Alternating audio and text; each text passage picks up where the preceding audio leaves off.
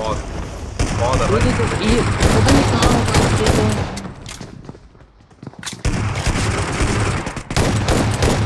Ah, mata, vai, devo